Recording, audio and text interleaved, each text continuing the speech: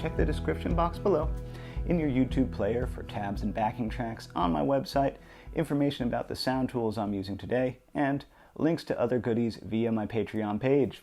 Continuing. To begin, let's just double check our E major pentatonic. 0, 2, 4, 2, 4, 2. There's our first octave. 2, 4, 6, 4, 6, 5. Second octave. 5, 7, 9, 7, 9, 12. Great scale, by the way. Slow down gears here on a desktop, here on a tablet. Spacebar pauses, arrows go 5 seconds forward, 5 seconds back. I recommend 3/4 speed. It's a good way to slow things down so I'm not going too fast. I try to go slow, but everybody's different. Everybody has different paces, and that's okay. Our motif here, that just, came to me one day, messing around on the couch, watching TV, playing guitar. That's what I do. So, we got, if this is an E chord, and it is, 9, 9, hammer to 11, 9, slide all the way back to that 6 there, which I think is so pretty. And yeah, I'm using my fingers, but you don't have to. And I am using 2.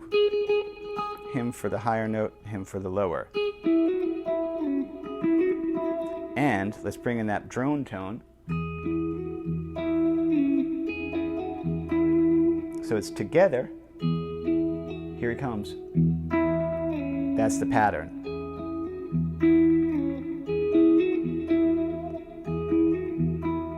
Here comes an A major 7 chord. It's our D string, 7, 9, 9. Related to that, or you could think of it as related to that caged form. And the reason you can do that is because I'm in the key of E. I know that in the key of E I can hit an A major 7. So it just was like, I had this motif, and it's, messing around with it. I messed around with it for a couple of weeks and would just add little bits here or there. That's how I recommend being creative. You just keep all your little ideas. Just drop the seed in the garden and let it grow. You might come back to it later and water it a little bit. Oh, look, now it has a sprout over here. The more you do that, the more you give your brain the validation that your ideas are kind of cool, the more cool ideas come to you. Anyway, there we go there with that one. Also, dumb ideas will come to you too, but that's okay. And then the next idea I had was, let me put in a little liney type thing, just because I thought it would be cool to have a chord, then a line, and then repeat the motif somewhere else. So that's 2, 4, 2, 4, 6. Pinky, use your pinky, not him. And then that 4 there. Notice I'm not going. I'm using both. Chet Atkins / Mark Knopfler style. Then I repeat the motif here.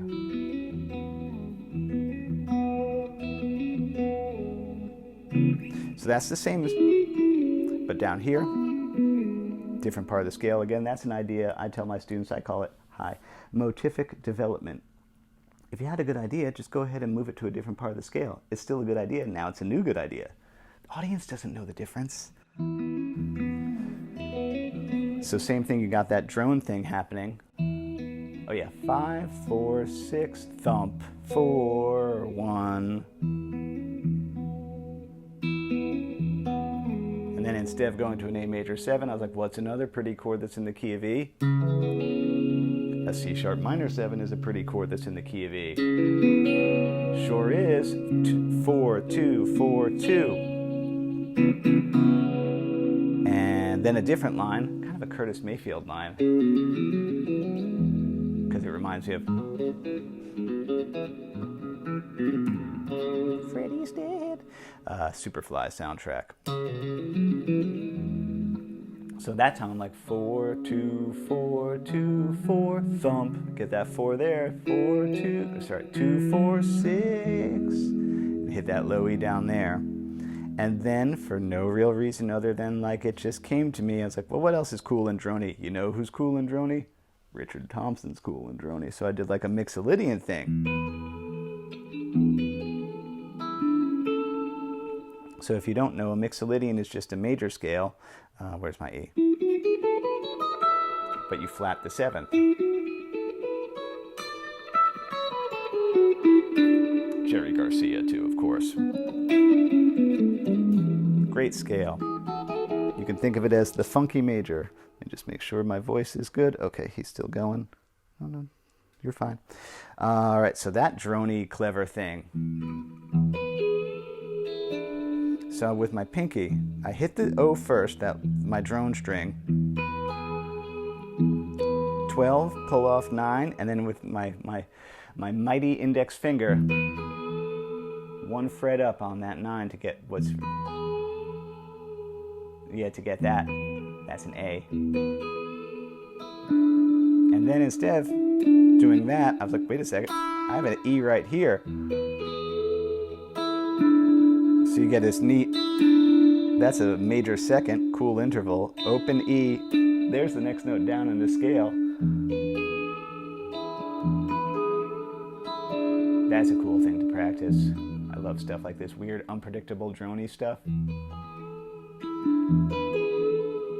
And then I just switched to another one of Eric's things that he likes to do is 6s. Because I just want to, all right, that's enough. Let's get out of here. That's really an A chord, because there's a caged C-shaped A. So that's just 11, 10, 9, 9, 7, 7, 6, and 5, and maybe a little. Yeah, a lot of cool things in there. I say this in all my videos. Play everything slow. So slow that you can really control, hear, and interact with every note as you're doing it. That's really how you're going to get the most benefit out of practice. And hopefully, what you hope happens is what I call like a feedback loop, where you're listening, you're hearing, you're controlling. I don't know, it's like, I think some students, it's kind of this thing of like, I am trying to attack this piece, or I am trying to dominate this thing, like I got it. But for me, it's like, no, I'm like, it's a circle. I'm playing with the thing. And worst comes to worst, hold on, something's buzzing. Worst comes to worst, you don't get it, but hopefully along the way, cool other stuff happens, your ear is developing, your control is developing. Yeah, that's definitely what I would like to share with this stuff with people. That's all. Good luck.